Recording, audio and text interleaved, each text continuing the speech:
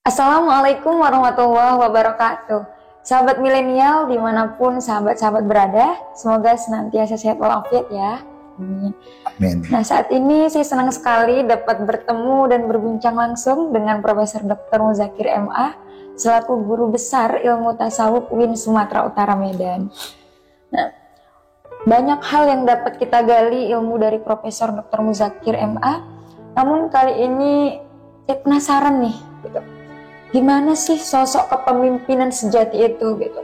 Apalagi kita sebagai manusia di muka bumi ini diciptakan Allah sebagai khalifah fil ard, ya kan. Dalam firman-Nya Quran surah Az-Zariyat ayat 56, "Wa ma khalaqtul jinna wal insa illa liya'budun." Gitu. Jadi Prof, gimana sih Prof peran dan tanggung jawab kita sebagai manusia di muka bumi ini gitu, sehingga Allah menciptakan kita gitu. Tentu kan tidak ada yang sia-sia ya Prof. Ya baik, terima kasih. Pertanyaan yang menarik untuk dijawab. Assalamualaikum warahmatullahi wabarakatuh. Waalaikumsalam warahmatullahi wabarakatuh. Alhamdulillah. Wassalatu wassalamu ala sayyidil mursalin wa ala alihi wa sahbihi ajmain.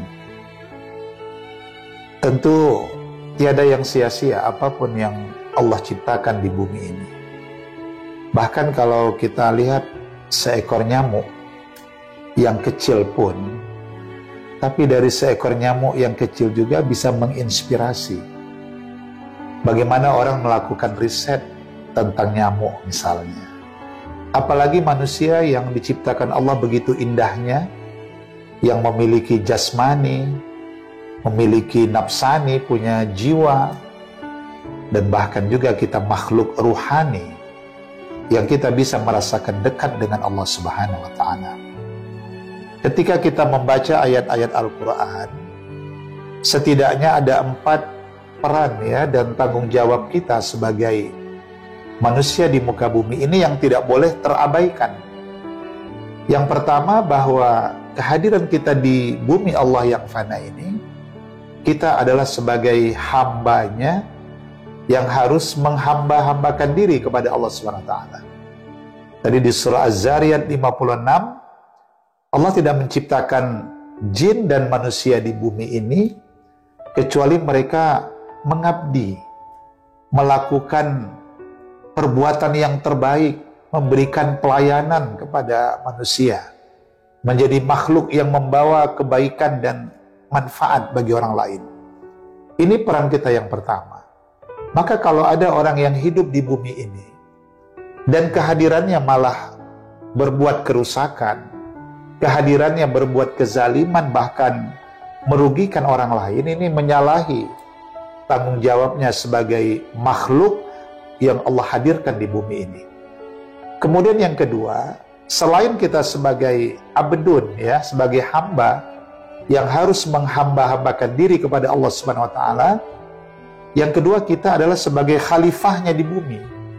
Nah, khalifah ini kita menjadi wakil Tuhan lah untuk memimpin di bumi ini, menjaga bumi, merawat bumi, bahkan kita mampu mengembangkan sumber daya alam untuk kemaslahatan dan kebaikan kita semuanya. Karena bumi yang terbentang dengan luas ini adalah ciptaan Allah yang sangat luar biasa, dan kita mampu banyak mengambil manfaat, dan kita mampu berinspirasi dengan bumi dengan segala keindahan yang diberikan Allah kepada kita. Kemudian yang ketiga, bahwa kita dihadirkan di bumi ini juga adalah sebagai warasatul anbiya.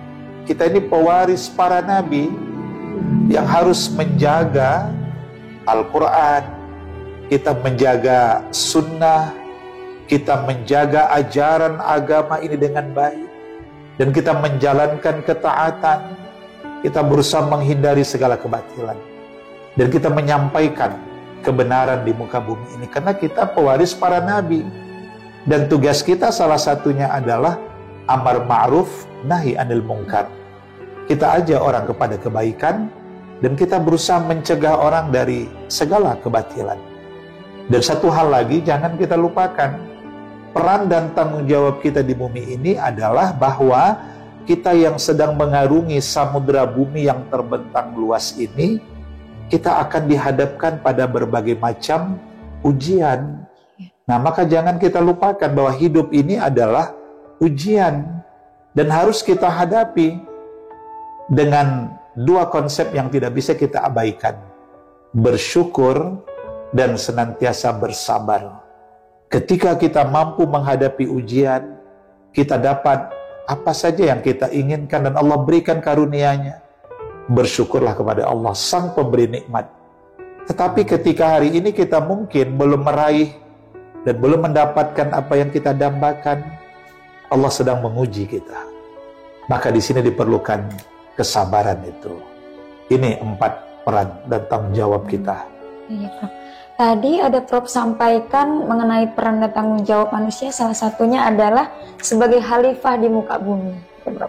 Nah, saya ada baca dari beberapa buku dan juga artikel yang Prof publish itu tentang spiritual leadership. Ya. Nah, jadi apa Prof sebenarnya makna dari spiritual leadership gitu? Kenapa kita sebagai manusia itu harus memiliki spiritual leadership? Ya, baik, pertanyaannya juga ini cerdas ya.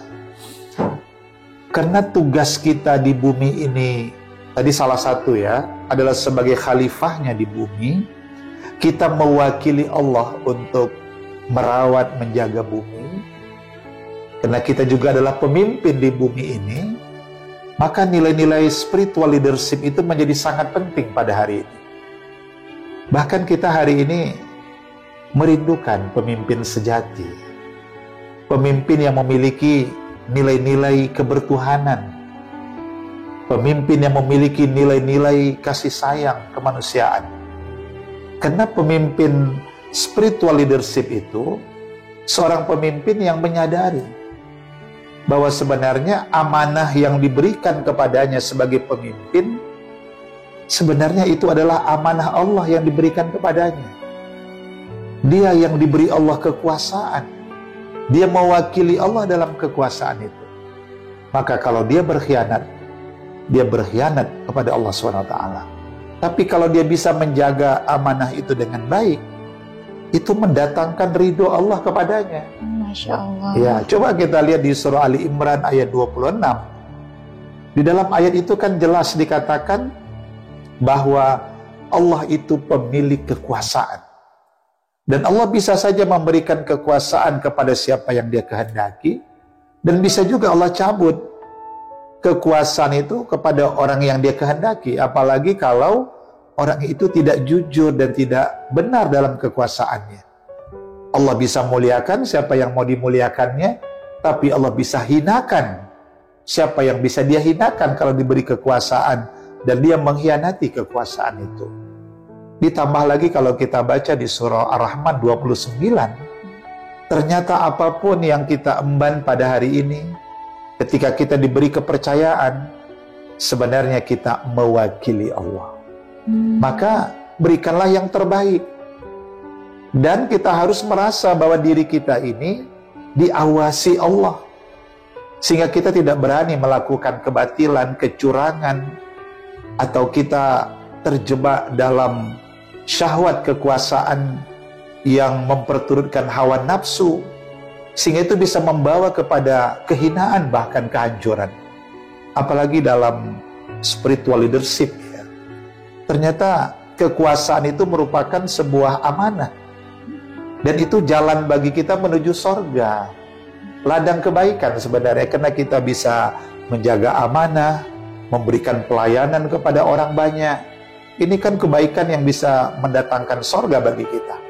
Tapi kalau kekuasaan itu adalah untuk kenikmatan material saja, ini bisa membawa malapetaka bagi kita. Hati-hati, karena spiritual leadership itu mengajarkan bahwa kekuasaan itu milik Allah. Maka kita sebenarnya tak boleh juga mabuk kekuasaan. Iya, benar-benar. Apalagi kita meminta-minta kekuasaan. Ada satu nasihat Rasulullah SAW kepada sahabatnya Abdurrahman bin Samurah, jangan engkau sibuk meminta kekuasaan, nanti engkau susah dengan kekuasaan itu. Tapi kalau kekuasaan itu diberikan kepadamu, dan karena engkau mampu dengan kekuasaan itu, terimalah. Maka Allah yang akan menjadi penolong bagi dirimu. Jadi spiritual leadership ini mengajarkan bahwa seorang yang diberi amanah, seorang yang diberikan kepercayaan, itu dia langsung sebenarnya pertanggungjawabannya kepada Allah Subhanahu wa Ta'ala. Wah, Masya Allah, berarti spiritual leadership itu memang fondasi utama ya, Prof, bagi seorang pemimpin, ya. Iya, sebuah keniscayaan yang harus dimiliki. Nah, jadi Prof, bicara tentang sosok teladan nih. Iya. Tentulah Rasulullah SAW sebagai uswatun hasanah. Iya. Dari segala lini kehidupan kita. Nah, salah satunya ya tentunya tentang kepemimpinan, seperti itu. Nah, jadi Prof, apa sih background dari kepemimpinan Rasul yang memang harus kita teladani hari ini dan sampai kapanpun? Baik, ya, ini pertanyaannya bertambah luar biasa ini. Jadi hari ini memang kita merindukan ya sosok pemimpin yang rendah hati, pemimpin yang takut kepada Allah, pemimpin yang menyayangi rakyatnya. Maka itu satu doa yang sering kita baca itu. Allahumma la tusallit alaina bidunubina man la yakhafuka fina wa la yarhamuna. Ya Allah, tolonglah jangan engkau kuasakan kepada kami, barangkali karena dosa-dosa kami juga, pemimpin yang tidak takut kepadamu dan pemimpin yang tidak sayang kepada kami. Ini landasan spiritual leadership. Pemimpin yang takut kepada Allah dan memiliki nilai kemanusiaan yang tinggi. Dia tidak ingin menyengsarakan orang yang dipimpinnya, tapi dia ingin mensejahterakan dan membahagiakan orang yang dipimpinnya. Jadi kalau kita lihat kepemimpinan Rasulullah SAW yang seringkali kita bahas sebenarnya, kalau 4 sifat Nabi itu bisa kita amalkan, apalagi dalam kepemimpinan ya, kepemimpinan sejati, spiritual leadership, yang 4 itu sudah hebat sekali itu. Pertama adalah siddiq. Sejatinya seorang pemimpin itu pemimpin yang siddiq, benar dia. Benar dalam arti perkataan, benar dalam arti perbuatan. Sehingga seorang pemimpin sejati itu dia tidak ingin menebarkan kebohongan.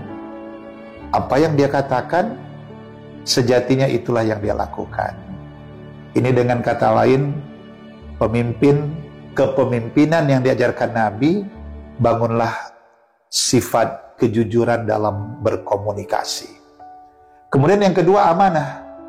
Amanah ini dapat dipercaya, tidak mengkhianati, karena kalau orang amanah itu Allah buka pintu rezeki.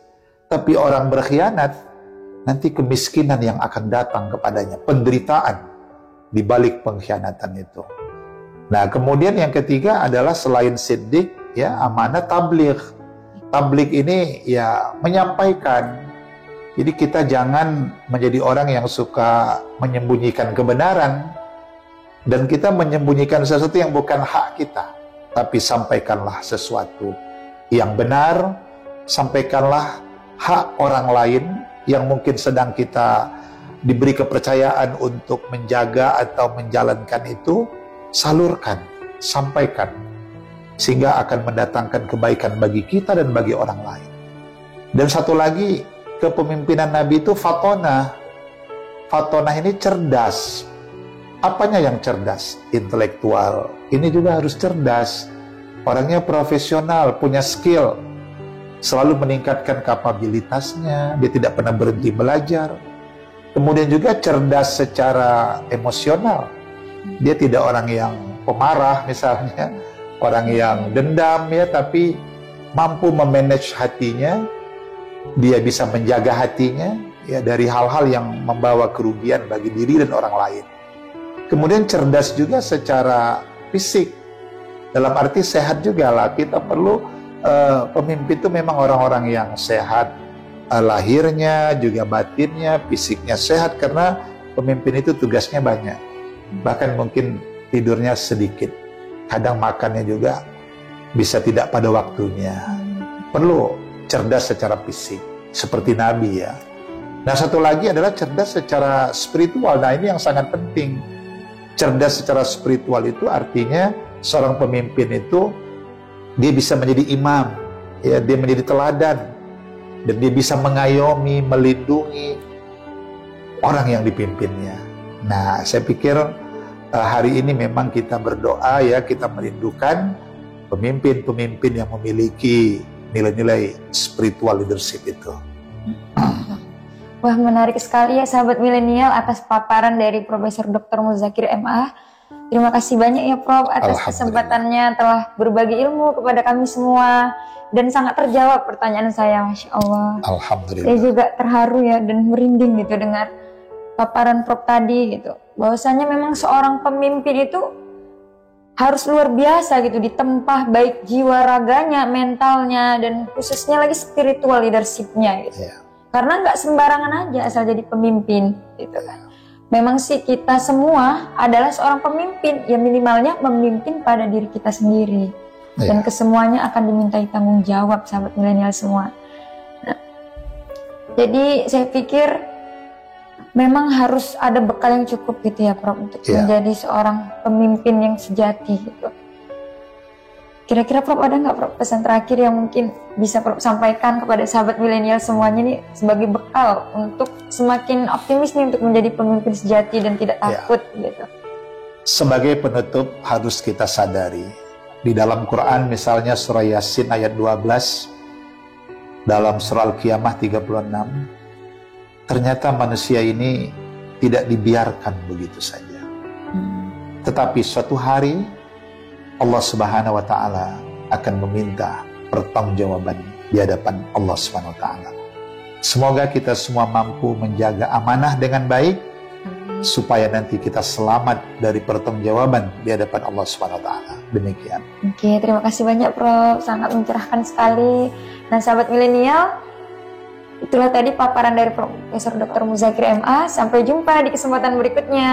Wassalamualaikum warahmatullahi wabarakatuh.